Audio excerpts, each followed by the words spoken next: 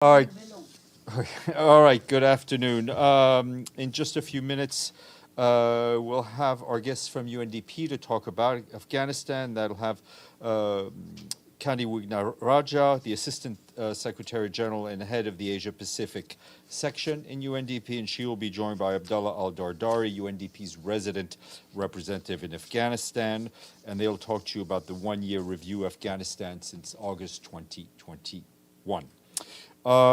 You will have seen that last night we issued a statement in which the Secretary General said he was deeply saddened by the death of 3 peacekeepers from Bangladesh in the Central African Republic. They were on, their convoy was hit by an explosive ordnance while on patrol in the evening. This morning, the mission is telling us that one of the critically injured peacekeeper, a 4th one who was in the vehicle, is said to be in stable condition and is receiving medical treatment. We, of course, wish him a full and speedy recovery. Just south of the Central African Republic in the Democratic Republic of the Congo, the report today released by the UN Joint Human Rights Office and the Peacekeeping Mission documented at least 3,126 cases of torture and other cruel, inhumane, or degrading treatment or punishment throughout the country between April 2019 and April 2022. 93% of these incidents occurred in conflict-affected provinces. According to the report, the main perpetrators were armed groups, notably Nyatura, the Mai Mai groups, and allied democratic forces, who committed over 1,800 of these acts. A total of 1,293 violations were attributed to state agents. The report also documented 492 sexual exploitation incidents of torture and other cruel and inhumane or degrading treatment or punishment. The UN mission will continue to support the government's efforts to uphold human rights and to end impunity, including through capacity building. Also on the DRC, the mission continues to pursue its efforts to protect civilians in the eastern parts of the country.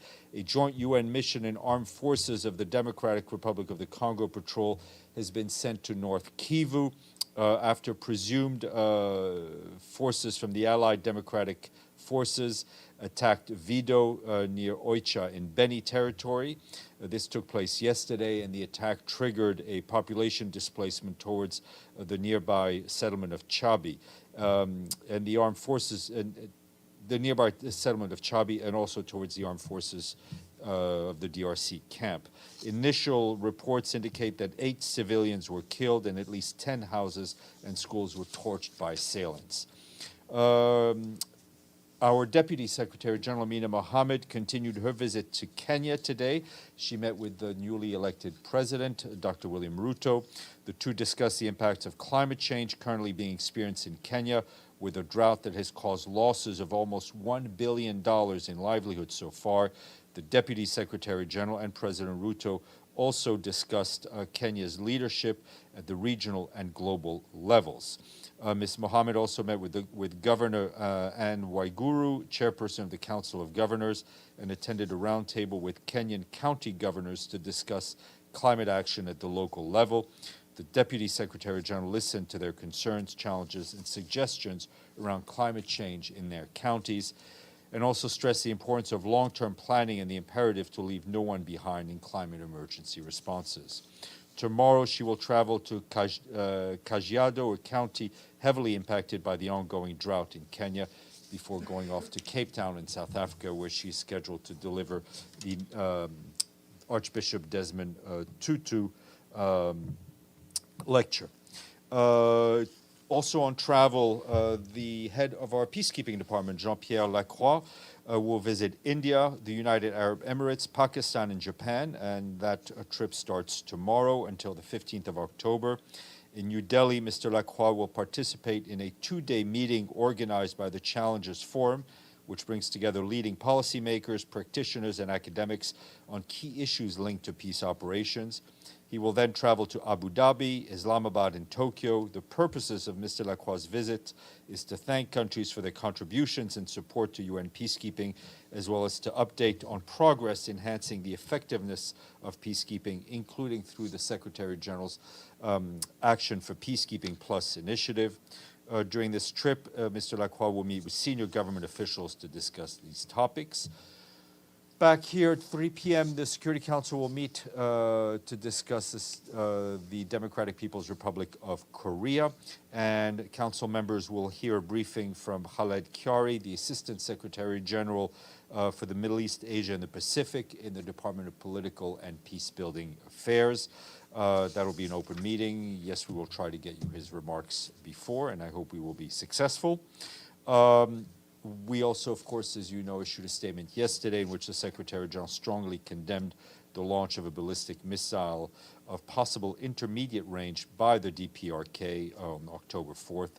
This was a reckless act and a violation of Security Council resolutions, he said. Turning to Haiti, our colleagues across the street at the UN Children's Fund are warning that the resurgence of cholera in violence-stricken Haiti after 3 years without a single reported case threatens the well-being and health of 1.2 million children living in Haiti's capital, Port-au-Prince. UNICEF notes that as the country grapples with clashes between armed groups and violent protests, 7 deaths have been reported and 5 positive cases confirmed. An additional 60 suspected cases are being investigated in the area around Port-au-Prince. The cholera upsurge occurs as social unrest and violence pervades the country, restricting and delaying the delivery of basic services, including at hospitals and, of course, through water supply facilities. As a consequence, 17 of the 22 major sanitary structures risk of closing due to lack of fuel. UNICEF says that 50,000 children and newborns may not receive medical care in the coming weeks as a result of the situation, and 7,000 victims of sexual violence could be left untreated by the end of the year. Additionally, 3/4 of major hospitals in Haiti are failing to provide regular services due to the fuel crisis, insecurity, and looting. UNICEF says it has positioned contingency stock to support the government of Haiti respond to the cholera resurgence. This includes 755,000 water purification tablets to serve 15,000 people for 15 days, more than 28,000 soap bars to serve 14,000 people for a month. Some good news from Sierra Leone. This week, the country became the first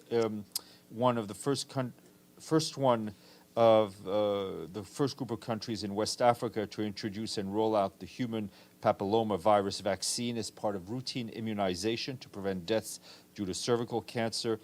This is the second most frequent cancer among women in the country. Over 500 women are diagnosed every year, and 75% of them end up dying from the disease. UNICEF and WHO supported the authorities to launch a nationwide campaign to target over 150,000 10-year-old girls through schools with 2 doses every 6 months. The UNFPA is also providing support and ensuring support for vaccination storage. The International Support Group for Lebanon, which includes the UN and key national and regional groups, today emphasized the importance of electing within timeframes set by the Constitution a new president who could unite Lebanese people and work with all regional and international actors to overcome the economic and humanitarian crisis for greater public good. As the focus is now on the presidential elections, the International Support Group said it is important that empowered new government is established that can implement direly needed reforms. Now is the time for Lebanese politicians to swiftly reach a broad-based national consensus to avoid a multi-layered executive vacuum, it added. The full statement is online. You will see we also issued a statement on Colombia yesterday commending the decisions announced by the government and the National Liberation Army to resume peace discussions. Finally, almost finally, 2 senior personnel appointments to share with you, both with UNH. The Secretary General is appointing Anjali Ashrakar of the U.S. as Assistant Secretary General and Deputy Executive Director of the Program Branch. Ms. Ashrakar brings to the position experience in leading global health programs to eliminate HIV/AIDS. She currently serves as the Principal Deputy U.S. Global AIDS Coordinator and Special Representative for Global Health Diplomacy. Secretary General is also appointing Christine Stegling of Germany, also at the Assistant Secretary General level, and Deputy Executive Director for Policy Advocacy and Knowledge branch of UNAIDS. She brings to the position experience in and knowledge of the HIV pandemic, having served for several years as the executive director of the NGO Frontline AIDS. The Secretary General wishes to extend his appreciation to Gunilla Carlsson of Sweden and Shannon Hayder of the U.S., who formerly encumbered these posts, and to Eamon Murphy and Matt Cavanaugh, who both served in recent months as the acting deputy executive directors in both posts. Much more online. Also want to flag to you and for all your colleagues who are thinking of going to Sharm el-Sheikh to cover COP, today is the last day for media accreditation. That means tomorrow you won't be able to do it. So please encourage your colleagues to fill out the forms. It's all on the UNFCCC website. Tomorrow we will be joined by Ulrike Richardson, who is the Deputy Special Representative of the UN office in Haiti and also the resident and humanitarian coordinator. She will brief us remotely from Port-au-Prince to discuss the ongoing situation in Haiti. Mr. Bays. So you referred to the statement the Secretary General put out about North Korea and the fact that there is a Security Council meeting on that subject at 3 p.m. I'd like to get the Secretary General's reaction to what's happened since that North Korean latest missile. We've had the US and South Korea firing missiles, one of which seems to have exploded in the way it shouldn't and surprise some local residents. And we also see a US aircraft carrier steaming towards the Korean peninsula. Is the Secretary General worried that the situation is escalating? Well, I think it's clear that these situations have a way of escalating, that actions taken by the DPRK lead to reaction by others, and that's why we think it is very important for the pressure to go down and not to see any further escalation. On a different subject, the Russian mission to the UN has written a letter to members of the General Assembly, to all UN member states, about the forthcoming GA resolution. The draft resolution that's going to be put to the GA, we think, is next week and possibly on Wednesday, urging that this be done by secret ballot. The Russian letter also says it has a legal opinion from the Office of Legal Affairs that this would be possible if the member states decided to vote with a simple majority to do it by secret ballot. They say there is a precedent for it. Can you confirm that, number one? And number two, on an issue that the Secretary General has spoken out so strongly about, that he says is, suggests a violation of the Charter, does the Secretary General think it would be wrong for member states to vote in a secret ballot without declaring how they vote? I'm not going to dive into the procedural debates in the General Assembly. There are rules of procedures. The member states know better than I on how to use them and how to honor them. I cannot confirm any legal advice, but I think if it's Article 46 of the Charter, which lays out the voting procedures, and I think those are pretty clear. Different options, and you could also ask Paulina some questions on that. I will, but does on this important issue that he's made such strong comments on, does the Secretary General think individual member states should publicly stand by their views on this? It is up to member states to decide what process they will use to vote. The Secretary General's position is well known. Other member states have also made their positions well known. Desi. Steph, yesterday I listed some of the issues that still are under discussion between UN and the Russian side. And today, President Putin just signed a presidential decree to take over Zaporizhzhia nuclear power plant administrative to Russia, which I believe the Ukrainian side would never recognize. What's the reaction from the UN on this? And second, would this be a problem or to complicate things about this talk on the security zone? Well, Mr. Grossi, the head of IAEA, is on his way to Ukraine, and then he's also going to Moscow as well. I have no doubt that will be a subject of discussion. We just our main objective is to ensure that the power plant is safe, and we very much hope that all of the parties will engage very constructively with him to avoid any sort of accident which could be catastrophic. So far, there's UN does not hold any opinions on this. I mean, decree. This is all related to the issue of annexation. I think the Secretary General has used words that were extremely clear in outlining his position. Abdelhamid. Thank you, Stéphane. Today, OPEC decided to reduce the production by 2 million barrels a day. Do you have any reaction to that, or you are aware of this decision? I'm aware of it. I'm not an oil market analyst. So. And my second question, there are 2 Palestinian journalists were wounded by Israeli bullets today while filming the Israeli invasion of Deir al-Hatab, a town near Nablus. I haven't seen that particular report. We will look into it. Obviously, we have always called throughout the world for all authorities to ensure that journalists can do their work free of any fear of harassment or worse. Madame. Stéphane, about the Central African Republic, usually when there is a mission, UN mission, the country is assuring the security, right? They're responsible, yes. Okay. Yeah. In that case, Wagner is in charge of the security for the president. So how does it work? How does what work? The security, when Wagner, the group Wagner, is in charge of the security for the president. We are not in charge of the security for the President of Central African Republic. Is assuring the security for the mission? Well, it's a matter of responsibility, and the Central African Security Forces, the army, and the police also work to ensure the security of the mission whenever they can. When they can. Yes, when they can. Yes, ma'am. Thanks. Dawn Clancy with PassBlue.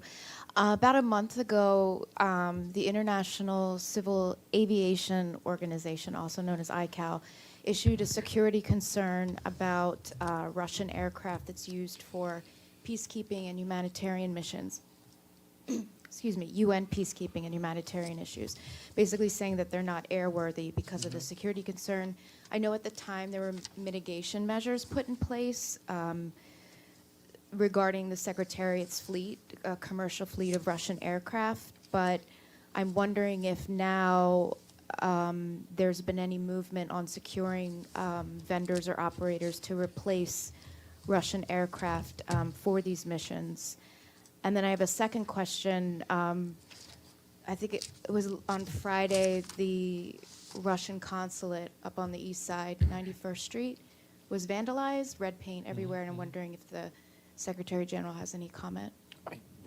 We've always believed and stood for the inviolability of diplomatic premises around the world, and that includes 40 blocks north of here. On the planes, there's been no real change. We're still obviously trying to adapt to the situation. We're talking the issue regarding commercial Russian, commercial aircrafts that fly under Russian registration is about 22%, just a little over 22% of our fleet. It's having an impact. I think, as you well know, a lot of these planes are rather unique, and we operate in very difficult circumstances. So it's not like trying to get a charter out of Teterboro. It's challenging, and these things take time, but it is impacting our mission, so we're trying to lessen the impact as much as possible. Sherwin, and then Maggie. Steph, a follow-up first on Abdelhamid's question. I know you're not a market analyst, but maybe you can answer this one as the spokesperson for the Secretary General. UNCTAD, of course, this week warning of global recession. What this cutback in oil production is going to mean is that energy prices are going to go up, and they're going to hurt the developing world in the main and the developed world. Is that not a concern for this Secretary General? Overall, this. again, I'm not qualified or competent to do running commentary on OPEC price hikes, but obviously this is part of a bigger energy crisis that has a number of reasons, including the ongoing war in Ukraine. And I think the Secretary General and UNCTAD have been very clear as to the kind of shock waves that has on the most vulnerable countries and also the most vulnerable people in developing and developed country. Can I ask a question on Ethiopia? The African Union High Representative for the Horn of Africa, former President Obasanjo, has extended invitations to peace talks in South Africa between the parties. The Ethiopian government has responded in the affirmative. The Tigrayan leadership has not. There's also yesterday reports of an airstrike killing 50 people in the Tigray region. We've just heard that the A3 in the Security Council has blocked a press statement. Given the scenario I've just laid out, what's the comment from the SG? Well, you know, we've always been extremely supportive of the African-led initiatives to bring the sides together in Ethiopia, to see an end to the violence and the armed conflict that we've seen there, which has impacted millions of people. I mean, just yesterday, I think I gave you a pretty detailed humanitarian update, and the kinds of numbers that we keep talking about every week are frankly saddening and shocking for what is, at the end, a man-made humanitarian crisis. It is important that we see a cessation of hostilities. The Secretary General has called for them and continues to call for them. It is also important for all the parties to protect civilians, to protect civilian infrastructures. We have seen in numerous situations civilian infrastructure, including hospitals, being targeted. We've seen the latest media reports regarding airstrikes that could have killed dozens of people. We're not in a position to confirm it as of yet. Margaret. Steph, has UNHCR or IOM or any of the agencies that usually react to refugee situations, have they had any requests for assistance from some of the countries around Russia where all these men are leaving to some of the stands and such? And is there any contingency planning? I mean, contingency plans. We are always full of contingency plans. I'm not aware of any mobilization of UN agencies to deal with the outflows that we've seen. From what I've seen in terms of press reports, people have been renting accommodations or living with people they know, but I'm not aware of any UN operation that end, but we'll ask. Okay, Stefano, and then we'll go back to Dawn, then we'll go to our guests. Yes, the Secretary General used tweets. Twitter a lot, and he does. We have the news that actually Elon Musk changed the idea and now he's buying Twitter. Does he have any thought about? Is a concern because somebody think that Twitter is going to become a very another kind of media. So does he have any thought about it? The Secretary General has no particular insight on what Mr. Musk wants to do. What I can tell you is that it is very important for social media companies throughout the world to ensure that they have policies that avoids the promotion of violence, the promotion of hatred, and that keeps its users safe. Dawn, sorry. Back to the Russian air fleet. In addition to replacing Russian aircraft, do you know if the UN is pursuing asking ICAO for an exception so that they would be able to continue to use Russian aircraft? I know we're in touch with ICAO. I'm not aware of us asking for exemptions. Okay, bear with me 2 seconds, and I will. Alan, you have a pretty effective spokesperson. Go ahead, Alan. I know. Yeah. I'm sorry if I may squeeze. I have a question regarding the Yelenovka prison. Yesterday you've said that the UN is waiting for the security guarantees for its staff, for mission to be deployed there. And today, Russian Deputy Foreign Minister said that Russia is ready to provide such kind of guarantees. So could you please explain what is the issue with this deployment? No, we had, I think from even the Secretary General's own conversation with the Russian, senior-most Russian leadership, that sort of statement, which we very much welcome. But obviously, we're also working at the working level to ensure that all the details are worked out and that the safety can be guaranteed. And as soon as I have something to announce on possible movements, I will share that with you. Sherwin, can I go get our guests? Okay, thank you so much. Appreciate it.